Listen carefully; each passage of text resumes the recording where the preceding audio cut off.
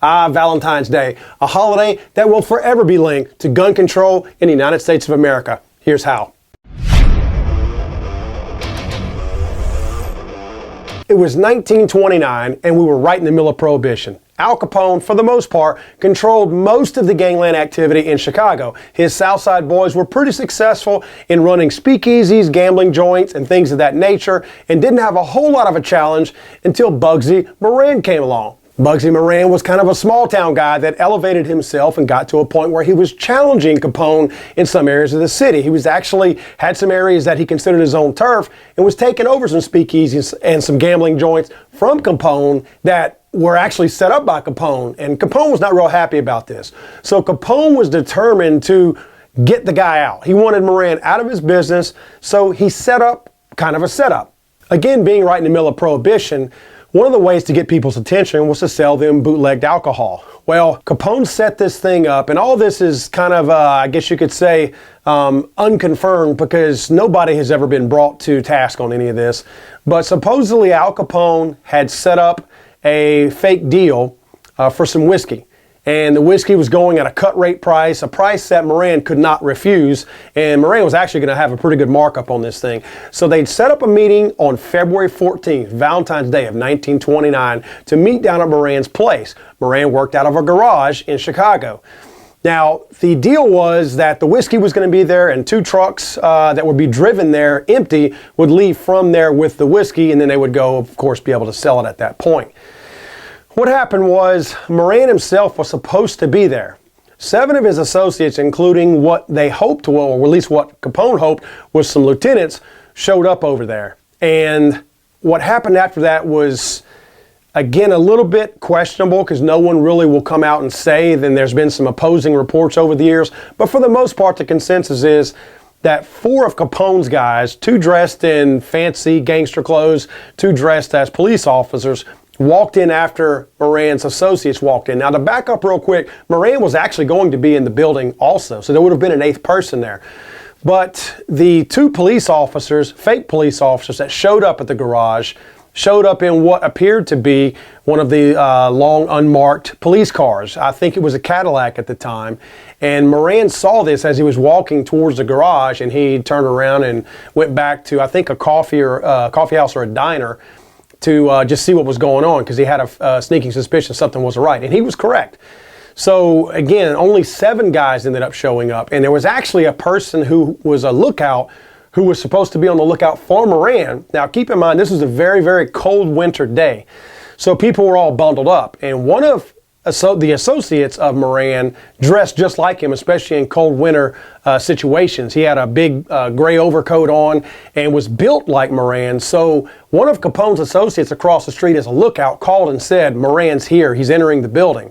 Which later on, Capone actually threatened to kill that guy because he was incorrect. Because that was not Moran entering the building. Just a little tidbit of information right there that Moran was not in the building, and Capone was not happy about that because he had guys looking out for that. So word is that they go into the building and they line the 7 associates of Moran up against the wall in the garage, turn them around, face them to the wall, and then the 2 police officers back up and the 2 plainclothes gentlemen with Thompsons, fully automatic Thompsons, walked up behind them, and they both had drums on them. I mean, these weapons were jacked up. And they went in there and they just mowed them down. Word is that there were over 200 shots that were fired. Word on the street is that 100 rounds hit their targets, so 100 didn't hit them. Again, showing the ineffectiveness of full auto.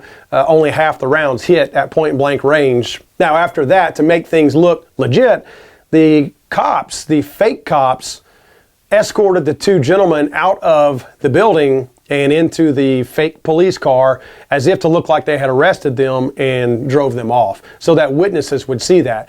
Now, there's been some misconceptions over the years because remember, silencers are tied to some of the stuff we're going to be talking about here also. Silencers were not used in this crime. Silencers were absolutely not used.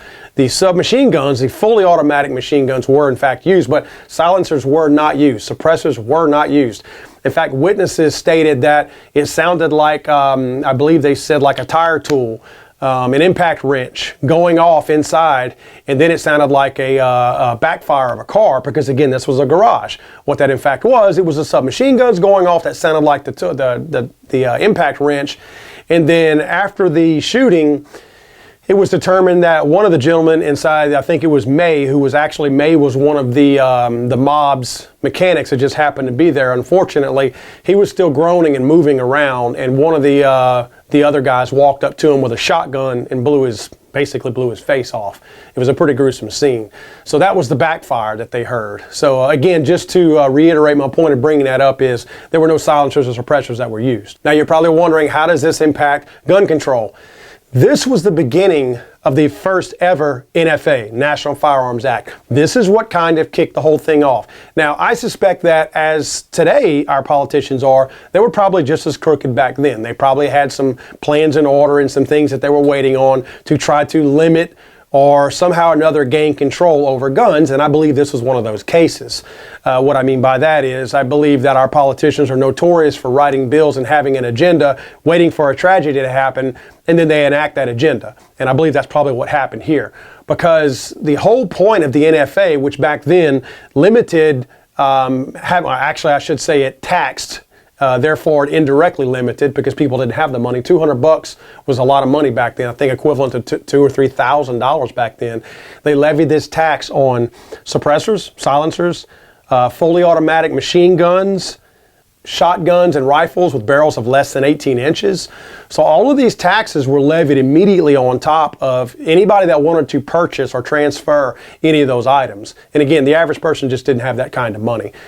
So to throw that wide of a net over all of these weapons, whenever only one of those weapons, in fact, the Tommy gun, the submachine gun, the fully automatic submachine gun, was used in this crime. They threw a huge net over all of these guns and all of these devices at a time when only one was used. And the thing is, the public did not really speak out about that, mainly because the public was somewhat outraged. Gunning down 7 men in cold blood was kind of a big deal. I know now we look at it, with all the craziness that goes on in this world, it's not that shocking, unfortunately, that 7 people were killed all at one time. It's really not, but back then that was kind of a big deal. So the public was relatively outraged, and I think the public saw that as this could happen to us, even though it was mobsters killing mobsters. Now, to turn this back around on Congress, Congress used this opportunity to enact the National Firearms Act, and they use this under the guise that they somehow have the perceived authority to tax Americans. So rather than limiting guns and going against the Second Amendment, they use this through a taxable means to say, we're going to tax you. We're not going to limit your guns, which they knew that they were financially going to limit them because people couldn't afford this. But they were like, we're not going to mess with your Second Amendment, but we can tax you, and we're going to do it. And that's how they did it. Because let's face it, guys. I mean, I'm speaking to you man to man here. Politicians were just as crooked back then as they are today. Do you honestly think that anyone in Washington, D.C. cared about 7 Irish Americans being gunned down in Chicago, Illinois? Do you honestly think that anybody in Congress, including FDR who backed this thing, cared that 7 Irish American mobsters were gunned down in cold blood? No. No, they didn't care about that. They didn't care about it at all. This was their opportunity to start gun control, and that's how it all started.